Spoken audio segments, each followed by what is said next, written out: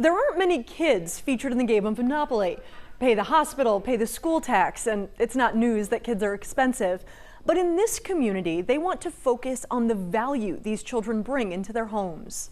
This. 8-year-old Christian has a spot for his toys, his books. Don't worry, book. Even his math homework in his room. I like times, division, and adding, but I hate subtraction.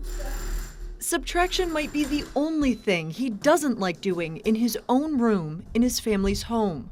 And there's like so many space because in all the houses I've been to, there's no upstairs and downstairs. Has been the best experience that I've actually had in my life. So their home means everything to his mom, Michelle, Right there.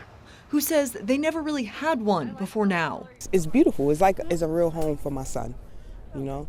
And he doesn't have to be afraid to go to school or go here because he's friendly with everybody in the neighborhood. So that's another great thing about this place too.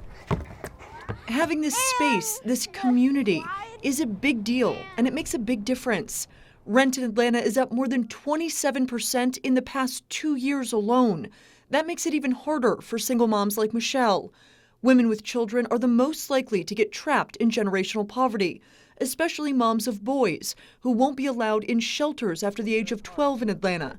That's where landlord Margie Stagmeyer saw the need for change. Not only do children not thrive when they do not feel safe, but it actually affects brain development.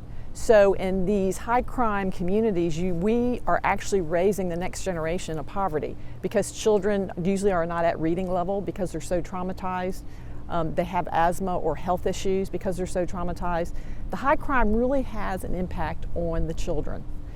Also the families, I mean, think about it. If you're a parent and your child is in a high crime area, you sequester your child. Margie bought this property in 2018 with plans to change that. We did have 68 children in elementary school living here, and they were pretty much all traumatized. And they literally went from school to apartment to school to apartment. They weren't out playing, they weren't riding their bicycles, they just were sequestered. And that really has a long-term intergenerational impact on children and how they are raised. Mm-hmm. That's what life looked like for Diamond Palmer and her son a few years ago. Well, I was actually living in the B building when I first moved here. Everything else was vacant. She says before it turned over, it was rough. You know, it'd be times he want to go outside and it'd be a good day like this. But, you know, it'd just be like, no. If he do go outside, I have to take him to another playground.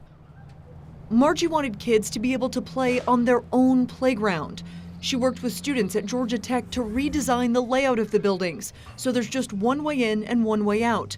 Everyone can see who's coming and going. That's basically it. That protects the playground she built in the middle of the property. All right, I'm gonna come over here to table number 4. She also founded Star C, Whose job is it to pick up the plates?